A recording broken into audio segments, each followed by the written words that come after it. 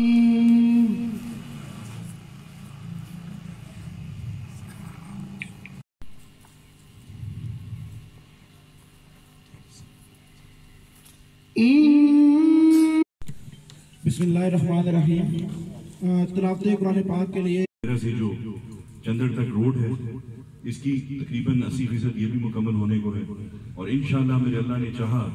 तो ये रोड हम पटियाल तक इन 4 सालों में इंशाअल्लाह वहाँ तक ले जाएंगे। तमाम हज़रात का शुक्रिया अदा करता हूँ कि जो यहाँ खुली शहरी की तशरीफ लाए, क्योंकि आपके बगैर जो गवर्नमेंट के विजन है, अगर आप लोग ना आए तो इस खुली कचहरी का कोई खास फायदा नहीं होगा। हमारे चीफ मिनिस्टर साहब का जो विजन था और जो हम चाहते थे कि जो गुज़िश्ता अदवार थे उनसे इस अदवार में बेहतरी हो, तो ये सबसे बड़ी बात है कि आप देख लें कि ज़िले में 2 ही बड़े अफसरान होते हैं जिनसे हमारे रोज़मर्रा के मसाइल हम चाहते हैं कि वो सुने। एक डिप्टी कमिश्नर होते हैं ज़िले के और एक DPO होते हैं, और अल्हम्दुलिल्लाह अल्लाह की मेहरबानी से जब से हमारी हुकूमत आई है, हमने तकरीबन हर यूनियन काउंसिल में, ज़्यादातर यूनियन काउंसिल में हम खुली कचहरी हमारी गवर्नमेंट तरफ से ये हो चुकी है। और उस खुली कचहरी में सिर्फ ये नहीं होता कि हम आते हैं या ये अफसरान आते हैं, ये पूरे महकमों के साथ आते हैं और खाली सवाल जवाब नहीं होता। ये बड़ी ज़बरदस्त बात है कि उसका फॉलो अप भी होता है। आप देख लें कि उसकी हमारे ज़िले में ये जो भी पूरे पंजाब में इंतज़ामी तब्दीलियाँ आई हैं,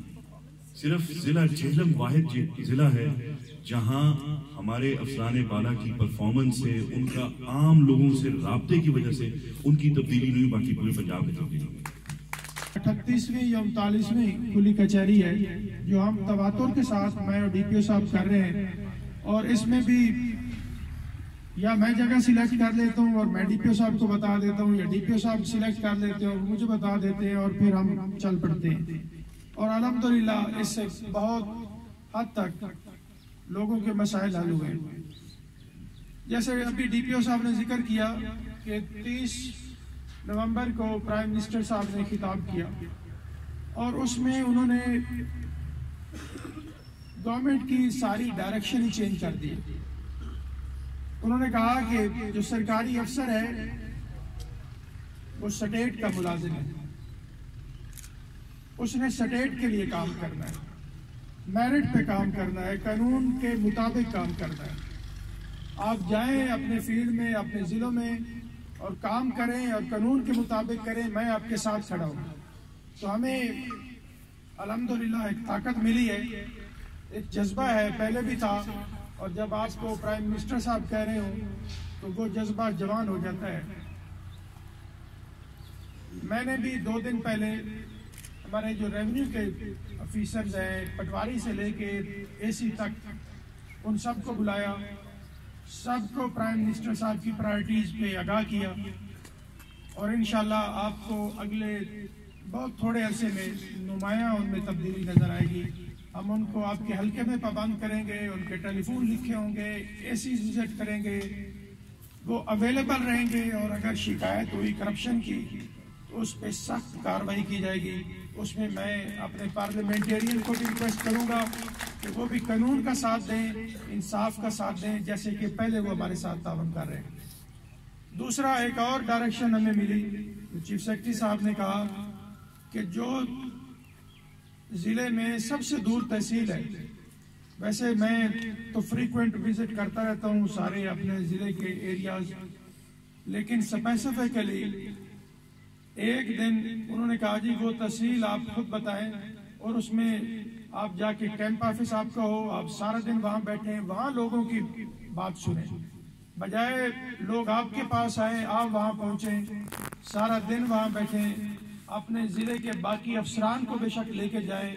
वो अपने दफातर को विजिट करें, आपके इर्द गिर्द हों, अगर कोई मसला हो तो आप उनको बुलाएं और उनका लोगों का मसला उधर ही हल किया जाए। तो वो भी आज मैंने एक नोटिफिकेशन किया है कि इंशाल्लाह हर बुध को मैं तहसील PD खान में बैठा करूँगा, वो बहुत दूर है। इसको मैं इसलिए इसकी तारीफ इन बातों की करती हूँ क्योंकि जब मैं बिल्कुल शुरू में आई, मेरा और जावेद का पहला विजिट यहाँ पर था इस हॉस्पिटल के लिए, اور الحمدللہ بہت کوششیں کی. افتخار بھائی آپ کو یاد ہوگا. اور اس کے بعد ہماری خوش قسمتی ہے کہ ڈی سی صاحب ہمیں ملے, بہت جانفشاں آفیسر, اور اسی طرح ڈی پی او صاحب اور باقی تمام محکمے, ڈاکٹر وسیم صاحب اور جتنا جہلم ہماری کا جتنے محکمے ہیں وہ اپنی بھرپور کوشش کر رہے ہیں کہ ہمارا ضلع جہلم کسی سے پیچھے نہ رہے. جاتے ہوئے ڈی سی صاحب دیکھیں گے, ڈی پی صاحب دیکھ آئے ہیں کہ پدری کو 3 لنک روڈ رکھتی ہیں. ایک یہاں سے پدری سے رائے پور اور گڑاوتم سے, دوسری پدری سے تتروٹ ککرالا اور بڑا گوا, تیسری ڈائریکٹ پدری سے بڑا گوا, اور چوتھی پدری سے دانی دیرا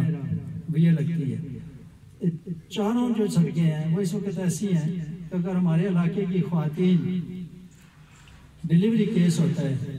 تو یہاں سے جب جاتے ہیں تو اکثر بندہ سوچتا ہے کہ خدا نخواستہ راستے میں کوئی حادثہ نہ ہو جائے. ان میں سے ایک سڑک کا ہونا بہت ضروری ہے, اور جو سب سے شارٹ ہے وہ پدری سے دانی دیرا ہے. فائدہ پہنچے گا. جیسا کہ آپ سب جانتے ہیں کہ بدقسمتی سے ہمارے معاشرہ میں ہم جنس پرستی اور بچوں سے زیادتی کے واقعات بہت زیادہ رونما ہو رہے ہیں.